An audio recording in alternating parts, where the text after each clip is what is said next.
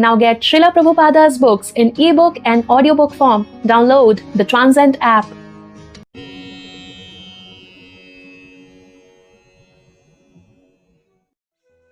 Let's begin with the 28th chapter of Krishna book entitled as Releasing Nanda Maharaja from the Clutches of Varuna.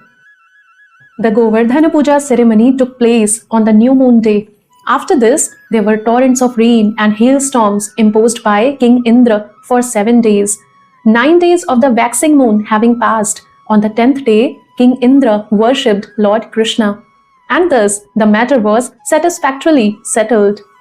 After this, on the 11th day of the full moon, Ekadashi, Maharaj Nanda observed fasting for the whole day, and just early in the morning of the next day, Dwadashi, he went to take a bath in the river Yamuna.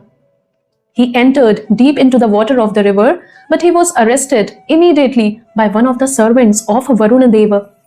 This servant brought Nanda Maharaja before the demigod Varuna and accused him of taking a bath in the river at the wrong time.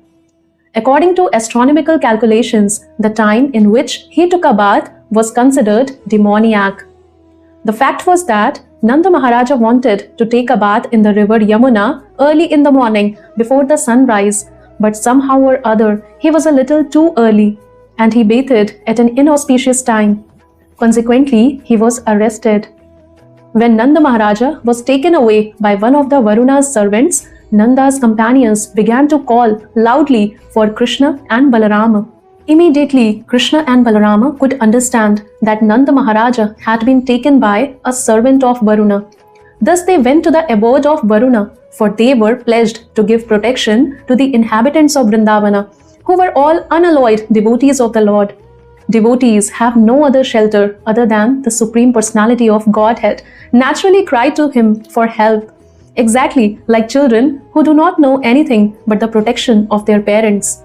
The demigod Varuna received Lord Krishna and Balarama with great respect and said, "My dear Lord, actually at this very moment, because of your presence, my life as the demigod Varuna has become successful. Although I am the proprietor of all the treasures in the water, I know that such possessions do not make for a successful life. But at this moment, as I look at you, my life is made completely successful because by seeing you, I no longer have to accept a material body. Therefore, O Lord, Supreme Personality of Godhead, Supreme Brahma, and Supersoul of everything, let me offer my respectful obeisances unto you. You are the Supreme Transcendental Personality. There is no possibility of imposing the influence of material nature upon you. I am very sorry that my foolish man, by not knowing what to do or what not to do, has mistakenly arrested your father, Nanda Maharaja. So I beg your pardon for the offense of my servant. I think that it was your plan to show me your mercy by your personal presence here. My dear Lord Krishna, Govinda, be merciful upon me. Here is your father. You can take him back immediately." In this way, Lord Krishna, the Supreme Personality of Godhead, rescued his father and presented him before his friends, bringing them great jubilation. Nanda Maharaja was surprised that although the demigod was so opulent, he offered such respect to Krishna. That was very astonishing to Nanda, and he began to describe the incident to his friends and relatives with great wonder. Actually, although Krishna was acting so wonderfully, Maharaj Nanda and Mother Yashoda could not think of him as the Supreme Personality of Godhead. Instead, they always accepted him as their beloved child. Thus, Nanda Maharaja did not accept the fact that Varuna worshipped Krishna because he is the Supreme Personality of Godhead. Rather, he took it that because Krishna was such a wonderful child, he was respected even by Varuna.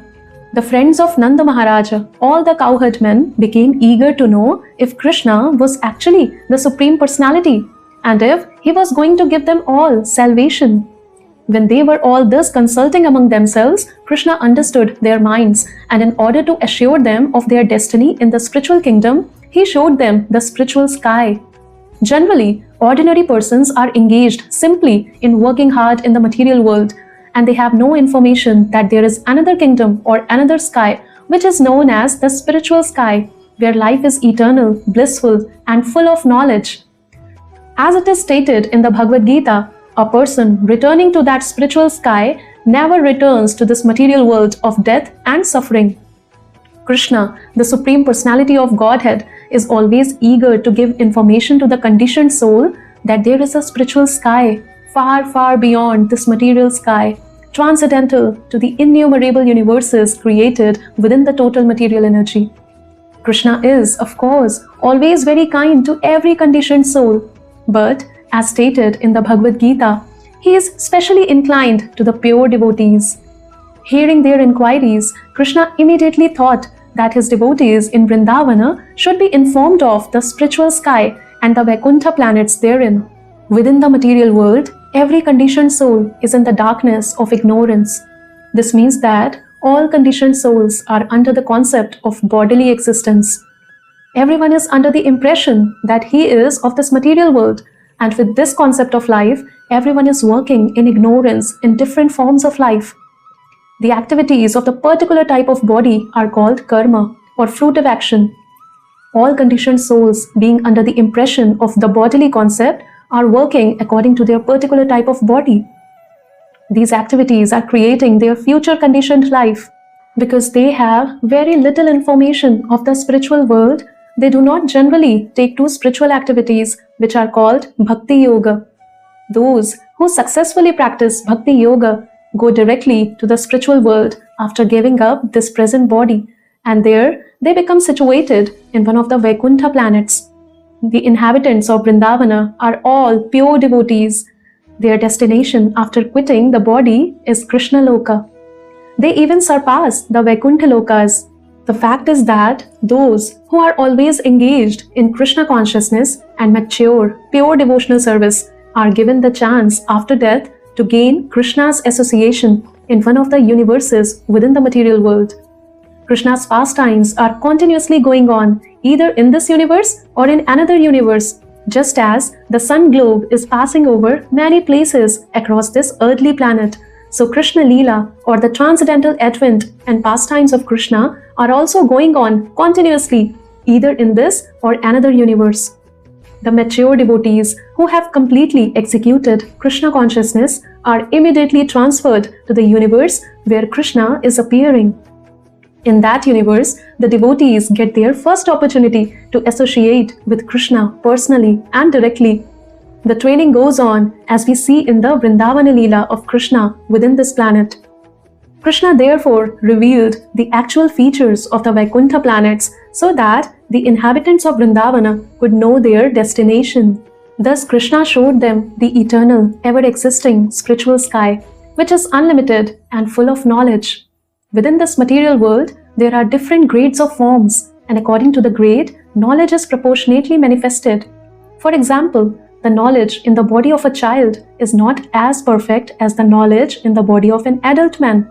Everywhere, there are different grades of living entities, in aquatic animals, in the plants and trees, in the reptiles and insects, in birds and beasts, and in the civilized and uncivilized human forms of life. Above the human form of life, there are demigods, charanas and siddhas on up to Brahmaloka, where Lord Brahma lives, and among these demigods, there are always different grades of knowledge. But beyond this material world, in the spiritual sky, everyone is in full knowledge, and therefore, all the living entities there are engaged in devotional service to the Lord, either in the Vaikuntha planets or in Krishna Loka. As it is confirmed in the Bhagavad Gita, full knowledge means knowing Krishna to be the Supreme Personality of Godhead. In the Vedas and the Bhagavad Gita, it is also stated that in the Brahma Jyoti or spiritual sky, there is no need of sunlight, moonlight, or electricity. All the planets there are self-illuminating, and all of them are eternally situated.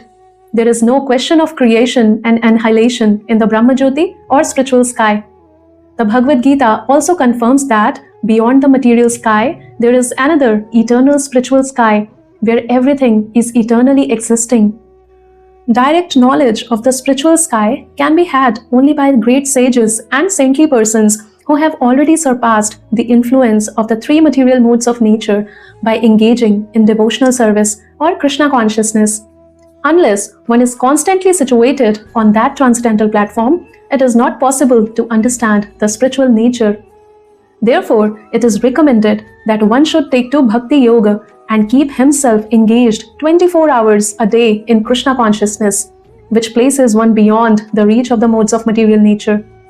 One in Krishna consciousness can easily understand the nature of the spiritual sky and Vaikuntha Loka. The inhabitants of Vrindavana, being always engaged in Krishna consciousness, could therefore very easily understand the transcendental nature of the Vaikuntha Lokas. Thus Krishna led all the cowherd men, headed by Nanda Maharaja, to the lake where Akrura would later be shown the Vaikuntha planetary system. They took their bath immediately and saw the real nature of the Vaikuntha Lokas. After seeing the spiritual sky and the Vaikuntha Lokas, all the men, headed by Nanda Maharaja, felt wonderfully blissful, and upon coming out of the lake, they saw Krishna, who was being worshipped with excellent prayers. Thus ends the Bhakti Vedanta purport of the 28th chapter of Krishna, releasing Nanda Maharaja from the clutches of Varuna.